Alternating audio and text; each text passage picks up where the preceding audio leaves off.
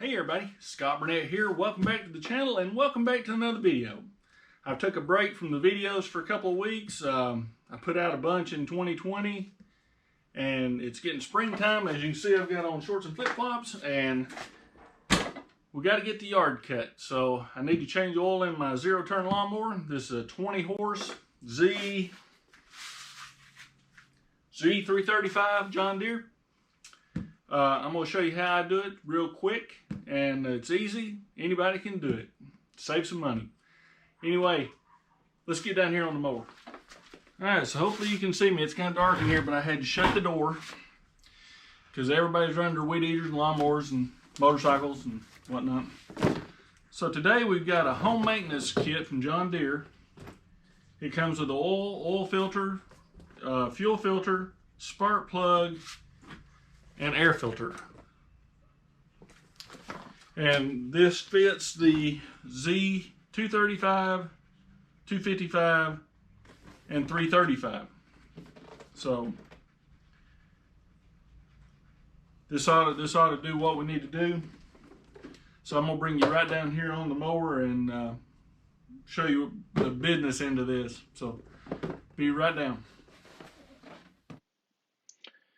Okay, so my microphone got unplugged moving the camera around, so I'm going to do this freehand. I'm going to do a voiceover. First off, we're going to drain the oil. So you pull out the dipstick to let air in to the system, and the drain hose actually just pulls off of a little bracket, and then you can pull it down behind the back guard on the lawnmower, and it has a little twist cap on it. It just twists a quarter turn and it opens up. So I have my receptacle, my gallon jug. I'm going to put the lid back on the hose so I can move it, stick it through the slot, get my gallon jug up, and then I'll drain the oil out. You got to be fairly quick here. It will make a mess. I don't know why John Deere made such a short hose, but you can get the job done. So I'm going to quickly take the lid off and get the jug on there. It does have a little clip so you can clip a jug on it and walk away from it, which is fairly nice. So that's all there is to draining the oil. Okay, here I'm going to change the air filter. And all there is, two plastic captive bolts or screws on top of this little cover. You unscrew those, you don't have to worry about losing them. And they're in there pretty good. So once you take these loose, the cover comes off of it.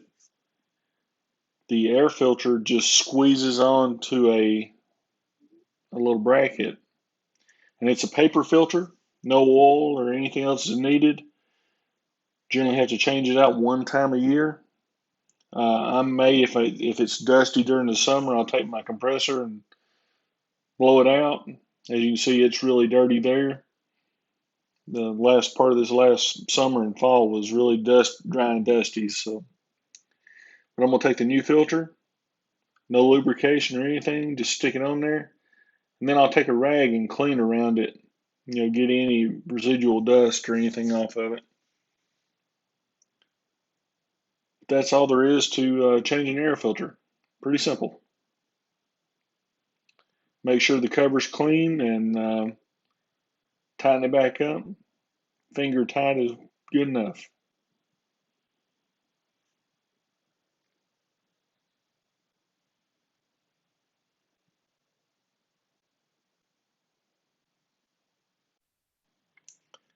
Okay, here I'm going to change out the fuel filter. And it's a very simple process. You might have to fight with it a little bit. I had to fight with mine. But first off, you get a rag. You put it underneath it. You want to catch any fuel that you might spill. Then you'll take a pair of pliers. If your fingers are strong enough, you can do this, but I use a pair of pliers to move the clamps. And you move them back, a half inch down the hose to get them away from the little barbs that are on the filter. And then you can try to pull the hose off of the ends of the the filter. I had a little bit of trouble with mine, but once I got it, it came off. No lubrication needed. Just make sure that you put the new filter back on, the same orientation. As you can see, I had to fight with it a little bit to get it out of there, but it may have gotten hot or something. But I got it. And put your new filter on. And then once you get it on there, you put the clamps back on the exact same place. And then there's two little, you can see I cut my finger doing that. So there's two little holders on the side of the motor that hold the hose to keep it from flopping around.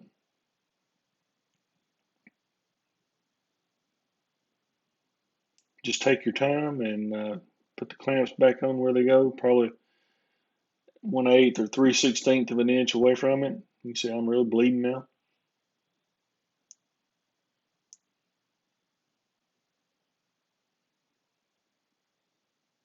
And that's all there is to putting the fuel filter on. All right, next step, oil filter. Now that we've drained all the oil out into our jug, we can get to the oil filter. Now, I don't use a wrench on my lawnmower oil filters or my boat motor or anything. I hand tighten everything because I've had to actually beat oil filters off before, so it's not any fun. So anyway, we'll put another rag, or you can use the same rag you used before, underneath the filter to catch any oil. And I always put a piece of cardboard underneath the motor too on the concrete.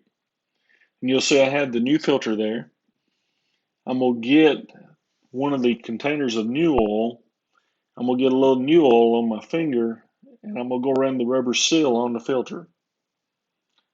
This is oil change 101 stuff here. You want to make sure you get some good clean oil on that seal so you have a good seal in between it and the engine block. I'm going to take it on there.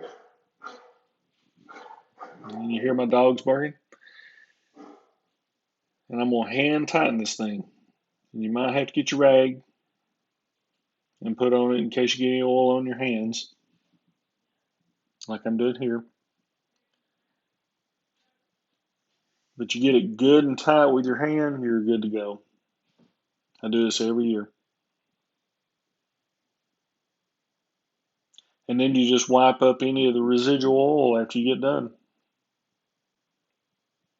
Piece of cake.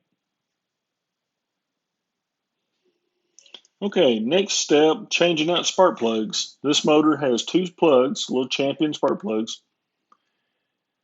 So what you do is pull the little rubber boot off.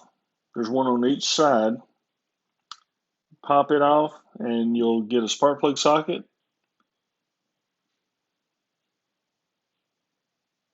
And take the extension off there.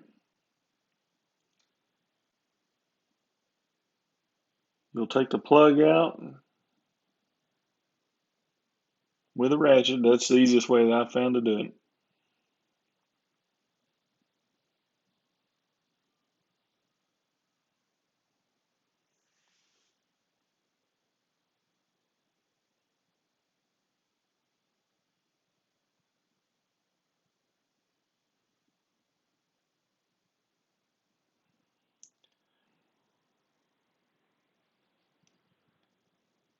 And it wasn't too bad dirty.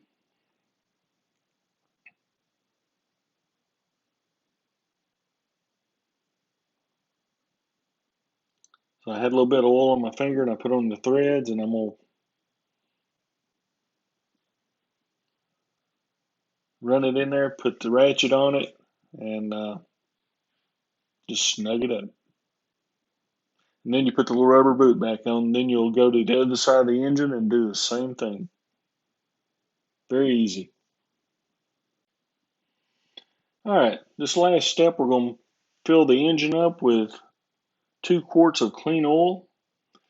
You pull your dipstick out, lay it somewhere clean, grab you a funnel. I always like using that little 1-quart funnel for this. It works really good. And here is the engine oil. It's 10W30 4-cycle engine oil from John Deere. I'm sure any 10W30 would work, but I always like using what the manufacturer recommends. Turn your cord around backwards and pour it right in. There's 2 quarts for this engine.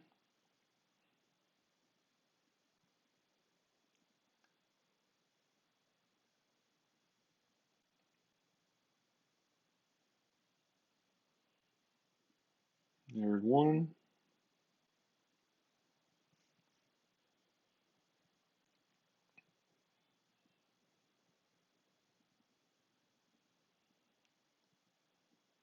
And in goes the other.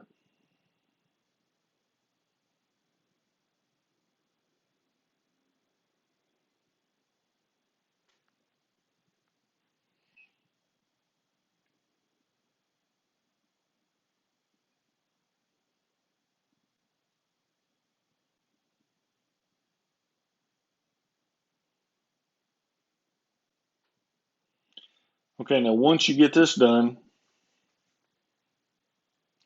take the funnel out, clean up all your tools and everything, but you'll put the dipstick back in.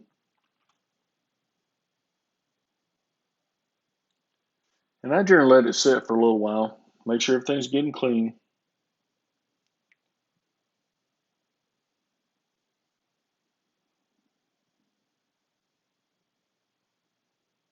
And then I'll check the oil. And on the dipstick, there's 2 little holes drilled in it. And one is the low oil and one is the full. And you couldn't see it right there, but we were on the full mark. So very happy with that. So as long as you take care of this engine, do this every year, it'll last you a long time. So we'll end the video right there. Okay, so there you have it. Sorry for the audio problems. Hopefully you can understand from the voiceover what I did. If you ask anybody on YouTube or making videos, cameras and microphones are the worst. So, and I'm a nerd too. But anyway, hope you get something out of this. If you got any questions, leave them in the comments. Be glad to help. And my light just went off. But anyway, if you like the video, give me a thumbs up. Hit that little subscribe button. Hit that bell to be notified when I put a video out. Share it on social media if you're on it. And that's all I got. We're going to try to put some more videos out. But anyway, I got to get out and cut some grass. So until the next video, thanks for watching.